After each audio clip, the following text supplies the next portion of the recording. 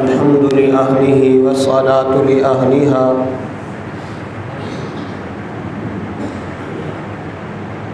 أما بعد فأعوذ بالله من الشيطان الرجيم بسم الله الرحمن الرحيم قال الله تبارك وتعالى في القرآن المجيد وقرن في بيوتكن ولا تبرجن تبرج الجاهلية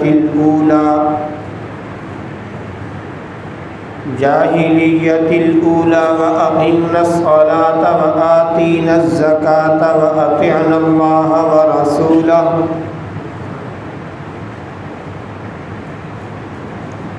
قال النبي صلى الله عليه وسلم لا يؤمن أحدكم حتى أكون هواه تبعا لما جئت به قال النبي صلى الله عليه وسلم كن في الدنيا كأنك غريب أو عابر السبيل أو كما قال عليه الصلاة والسلام صدق الله وصدق رسوله النبي الكريم ونحن على ذلك لمن الشاهدين والشاكرين والحمد لله رب العالمين بلغ العلا بكماله كشف الدجى بجماله حسنت جميع خصاله صلوا عليه وآله اللهم صل على محمد وعلى آل محمد كما صليت على إبراهيم وعلى آل إبراهيم إنك حميد مجيد اللهم بارك على محمد وعلى آل محمد كما باركت على إبراهيم وعلى آل إبراهيم إنك حميد مجيد میرے واجب الاحترام قابل صد احترام بھائیوں دوستوں بزرگوں،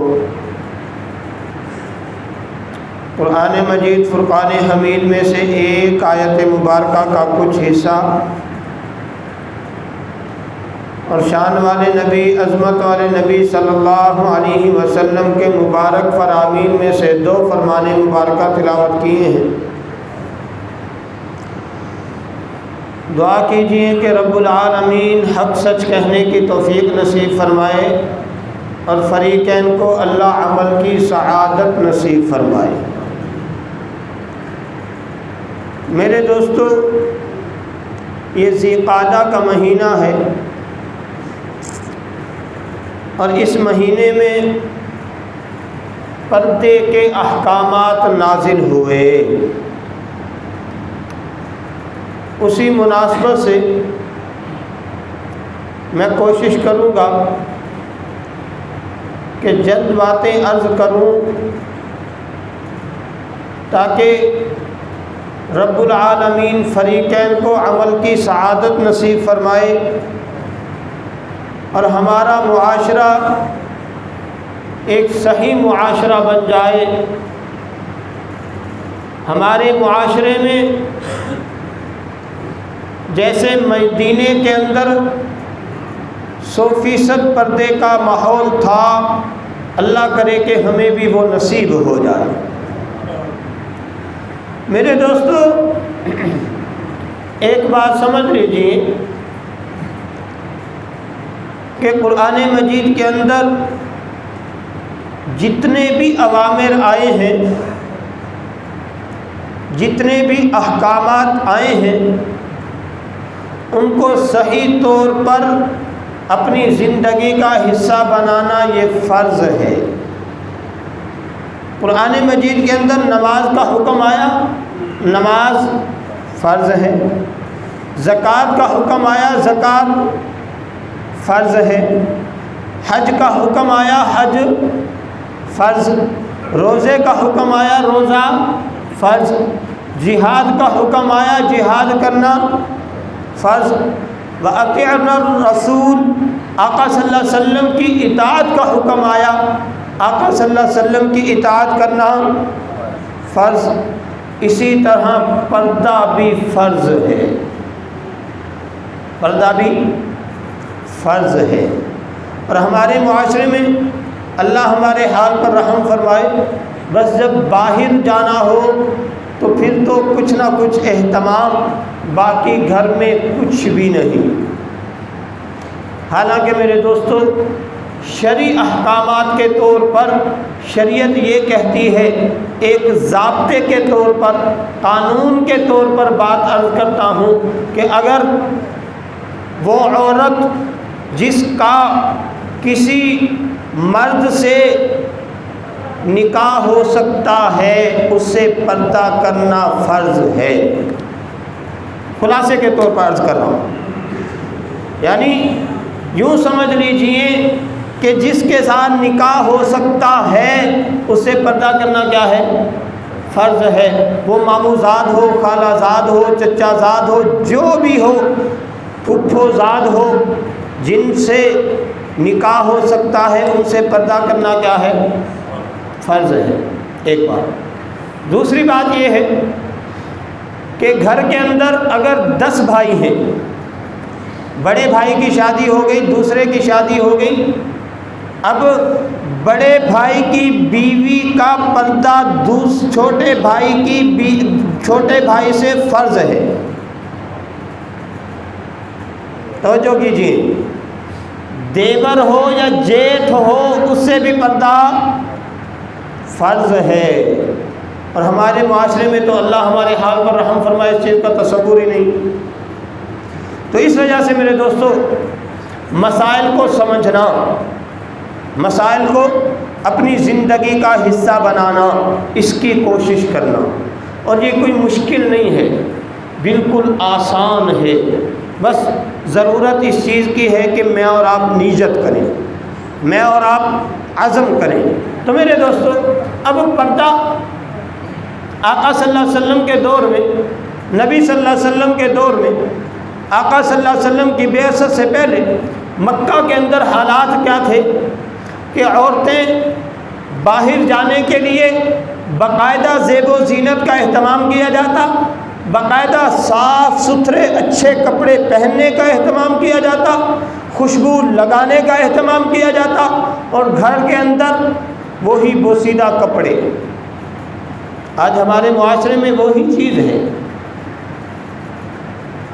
تو میرے دوستو حالانکہ عورت کو تیار ہونے کا حکم شوہر کے لیے ہے،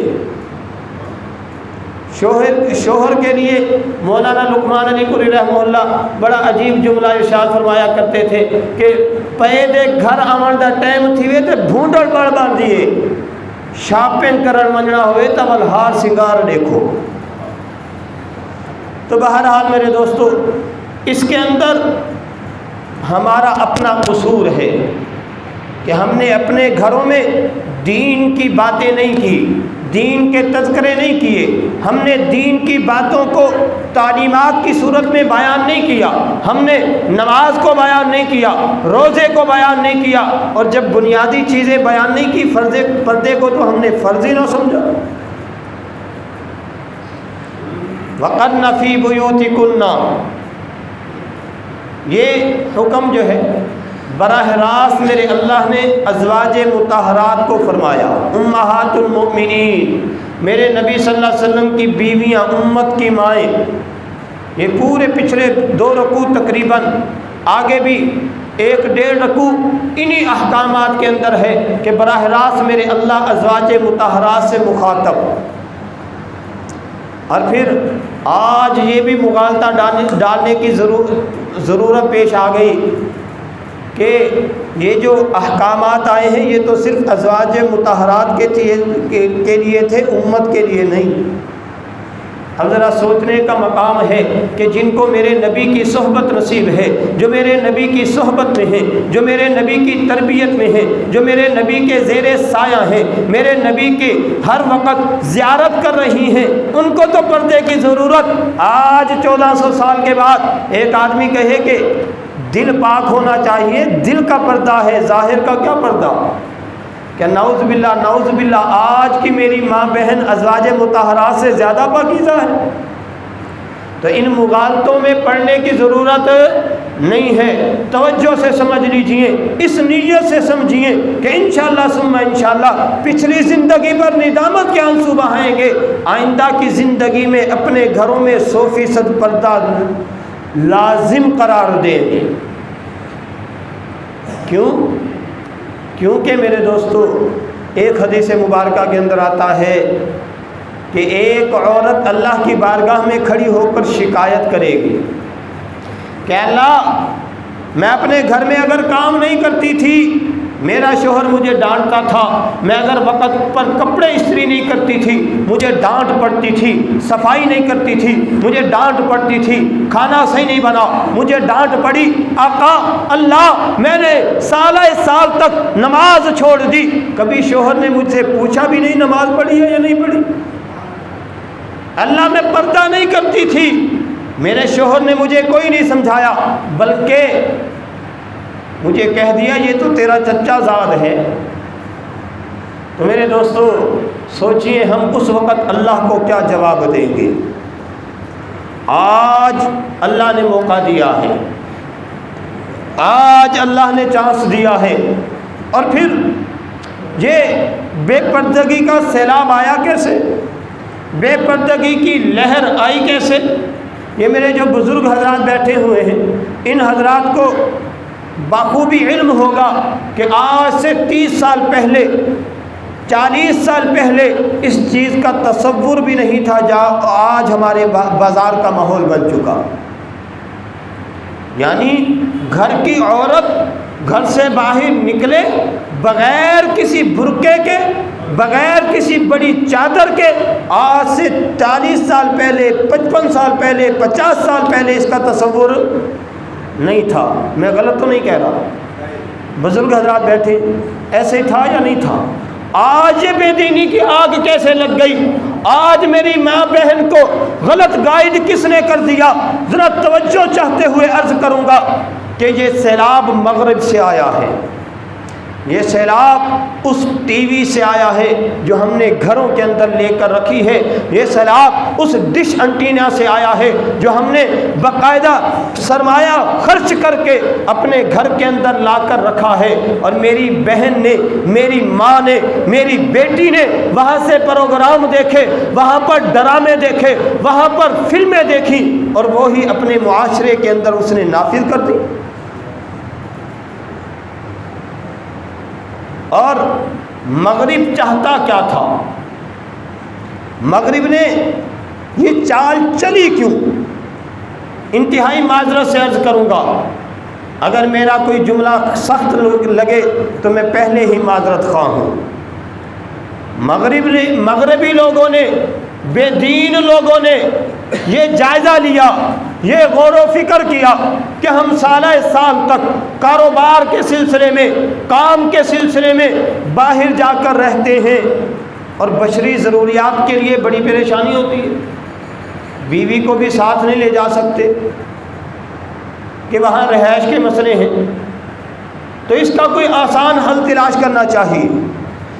مغرب کو آسان حل یہ نظر آیا کہ عورت جو گھر کی چار دیواری کے اندر بیٹھی ہوئی ہے، عورت جس کا جو بیوی کی صورت میں ہے تو ذمہ داری شوہر کی ہے، بیٹی کی صورت میں ہے ذمہ داری باپ کی ہے، بہن کی صورت میں ہے ذمہ داری بھائی کی ہے، اور اگر ماں کی صورت میں ہے بیٹے سنبھال رہے ہیں، یہ تو کام خراب ہے۔ عورت کو سب سے پہلا دھوکہ یہ دیا گیا کہ تجھے آزادی دی جا رہی ہے۔ آزادی کیا؟ کہ تم مرد کے برابر، مرد کے شانہ بشانہ، مرد سے قدم ملا کر جیسے مرد کام کر رہا تو بھی کام کر۔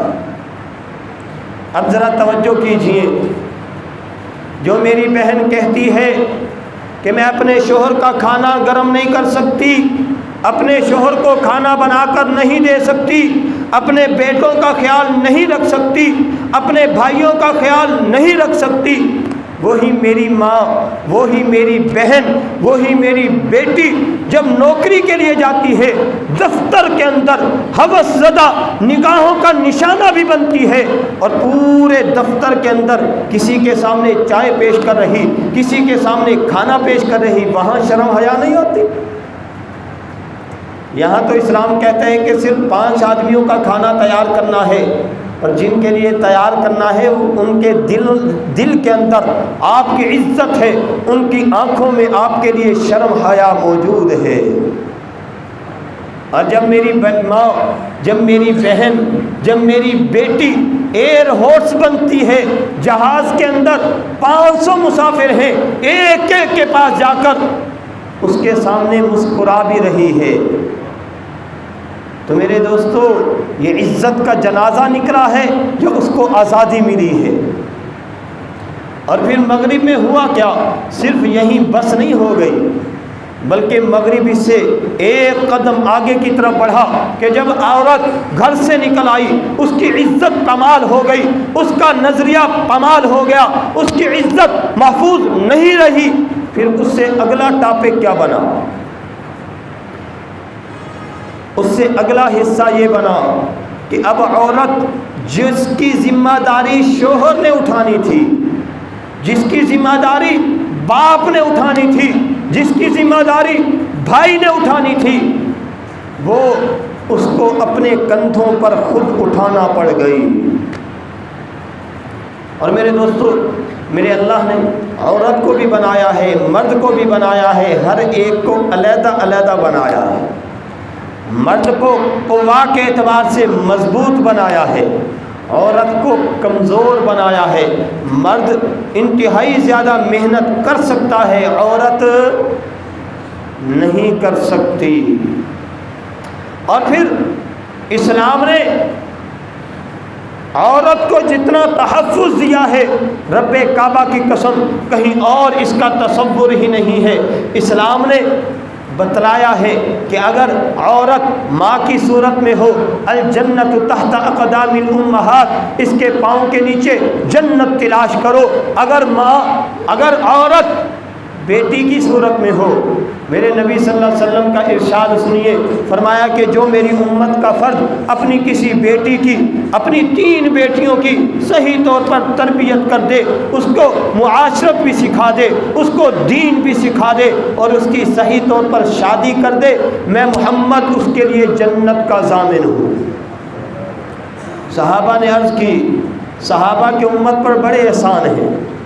صحابہ سوالات کرتے تھے، امت کے لیے آسانیاں پیدا ہو جاتی تھیں۔ میرے نبی صلی اللہ علیہ وسلم نے کتنی بیٹیاں بیان کی؟ 3 بیٹیاں۔ صحابہ نے عرض کی، اللہ کے رسول صلی اللہ علیہ وسلم اگر کسی کی 3 نہیں 2 بیٹیاں ہیں، فرمایا اس کو بھی یہ ضمانت دے دو۔ ایک اور صحابی نے عرض کی، اللہ کے رسول 1 بیٹی والا، فرمایا میں محمد اس کے لیے بھی جنت کا ضامن ہوں۔ اب دیکھیے یہ کتنی بڑی اللہ کی نعمت ہے۔ اولاد کی پرورش کرنا یہ میرے دوستو فرض ہے، فرض۔ آج ہمارے معاشرے میں کیا ہے؟ شروع میں اولاد پر توجہ نہیں دی جاتی، اولاد کی اخلاق کا خیال نہیں رکھا جاتا، اولاد کی تربیت کا خیال نہیں رکھا جاتا، اور جب وہ کلاں بڑا ہو کر باپ کے گریبان میں ہاتھ ڈالتا ہے، پھر کہتے ہیں کہ مولوی جی دعا کر دیجئے، میرے بیٹے کے لیے کوئی تعویذ دے دیجئے۔ تو پہلے ہی سے تھوڑا سا اس کو دین سے آشنا کر دیتے، تھوڑا سا اس کو اخلاق صحیح سکھا دیتے۔ تو میرے دوستو، بہرحال میں عرض یہ کر رہا تھا، وَقَرْنَ فِي بُيُوتِكُنَّ، میرے اللہ فرماتے ہیں کہ اے ازواج مطہرات اپنے گھروں میں رہو، وَلَا تَبَرَّجْنَ تَبَرُّجَ الْجَاهِلِيَّةِ الْأُولَىٰ، اور زمانہ جاہلیت میں جیسے زیب و زینت کے ذریعے سے، زمانہ جاہلیت میں جیسے بغیر پردے کے تم گھروں سے نکل جایا کرتی تھی، اب گھروں سے ایسے نہ نکلنا، من جلابیبہن، نکلنے سے پہلے اپنے اوپر بڑی چادر ڈال لینا۔ اہتمام، اور صحابہ کے دور میں، آقا صلی اللہ علیہ وسلم کے دور میں صحابیات مسجد نبوی میں نماز پڑھنے جایا کرتی تھی۔ نبی صلی اللہ علیہ وسلم کا انتقال ہو گیا، اس دنیا سے میرے نبی صلی اللہ علیہ وسلم پردہ فرما گئے۔ اما عائشہ رضی اللہ تعالیٰ عنہ ایک موقع پر فرمانے لگی کہ آج جو امت کے اندر حالات بن چکے ہیں، آج نہیں، اما عائشہ اپنے دور میں فرما رہی ہیں کہ اگر آقا صلی اللہ علیہ وسلم آج کا دور دیکھ لیتے تو عورتوں کو مسجد میں نماز پڑھنے سے منع کر دیتے۔ حضرت عمر رضی اللہ تعالیٰ عنہ نے اپنی بیوی کو منع کیا کہ آپ مسجد میں نہ جایا کریں۔ انہوں نے کہا آپ کون ہوتے ہیں؟ نبی صلی اللہ علیہ وسلم نے اجازت دی ہے، آپ کون ہوتے ہیں منع کرنے والے؟ حضرت عمر خاموش۔ فجر کی نماز کے لیے جب بیوی گھر سے نکلی، حضرت عمر راستے میں چھپ گئے۔ جب وہاں سے گزرنے لگی، پیچھے سے چادر کو پکڑ لیا، فوراً بیوی بغیر نماز پڑھے گھر میں چلی گئی، گھر میں جا کر نماز پڑھی۔ دوسرے دن جب نماز کے لیے نہیں گئی، حضرت عمر نے پوچھا خیر ہے نماز کے لیے نہیں گئی؟ کہنے لگی اب وہ دور نہیں رہا نبی صلی اللہ علیہ وسلم والا، اس وجہ سے گھر میں بیٹھنا ضروری ہے۔ یہ صحابیات کا دور، آج ہمارا معاشرہ، تو اس وجہ سے میرے دوستو آئیے آج ہی سے عزم کرتے ہیں کہ پردے کے مسائل پہلے ہم خود سمجھیں۔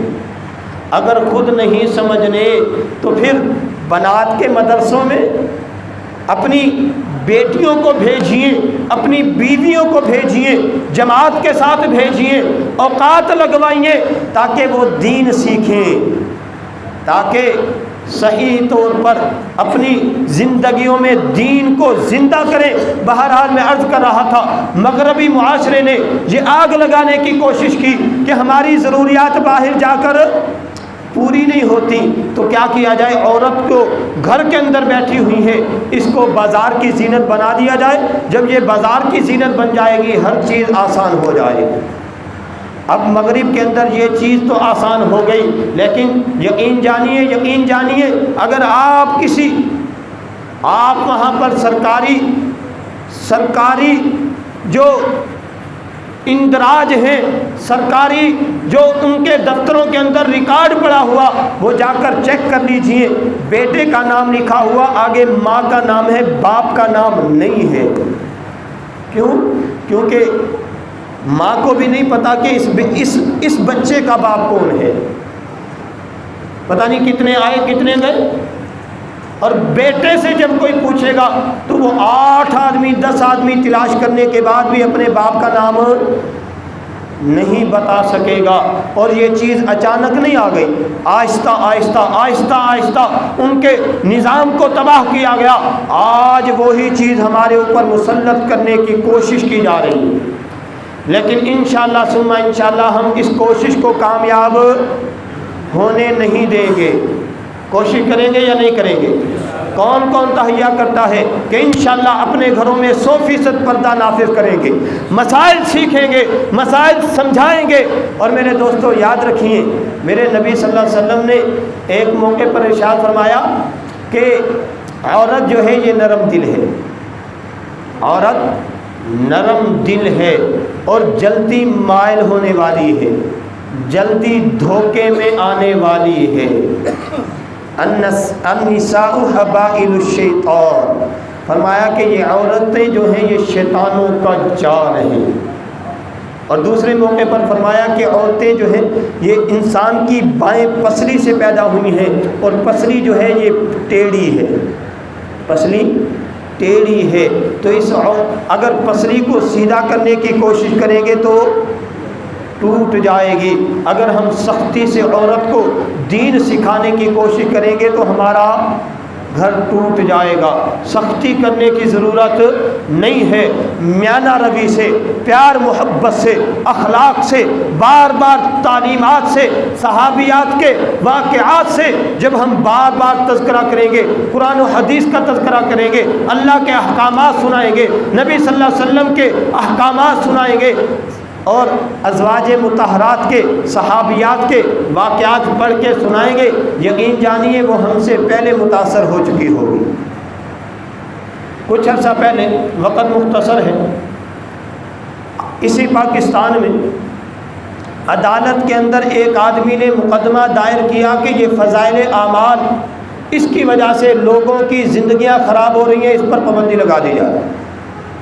جج صاحب نے مقدمہ منظور کر لیا، سماعت کے لیے پیشی دے دی، اور اللہ کا کرنا گرمیوں کی چھٹیاں ہوئیں، جج صاحب باہر چلے گئے، کتاب گھر میں رکھ کر چلے گئے۔ کچھ عرصے کے بعد جب آئے تو گھر کا ماحول ہی بدلا ہوا، گھر کا ماحول بدلا ہوا۔ بیوی نے نمازوں کا اہتمام شروع کر دیا، پردے کا اہتمام شروع کر دیا۔ بیٹا کھانا کھانے بیٹھا، پہلے بسم اللہ پڑھی، بیٹی کھانا کھانے بیٹھی، پہلے بسم اللہ پڑھی، کھانا کھانے کے بعد ہاتھ دھوئے، سونے کا وقت آیا، دعاؤں کا اہتمام۔ جیسا بڑے حیران ہوئے، بیوی سے پوچھا یہ انقلاب کہاں سے آیا، یہ تبدیلی کہاں سے آ گئی؟ بیوی نے کہا وہ جو کتاب آپ لے کر آئے تھے نا، روزانہ ہم رات کو پڑھتے ہیں، یہ تبدیلی وہاں سے آئی ہے۔ تو میرے دوستو، اگر 2 مہینے تعلیم فضائل کی تعلیم کرنے سے اتنی تبدیلی آ گئی تو ہم اپنے گھروں میں فضائل کی تعلیم شروع کر کے تو دیکھیں۔ دعا ہے کہ رب العالمین مجھے بھی آپ کو بھی جو کچھ کہا سنا، اللہ ہم سب کو فکر و عمل کی دولت نصیب فرمائے۔ سنت ادا کرنے پھر انشاءاللہ نماز پڑھتے ہیں۔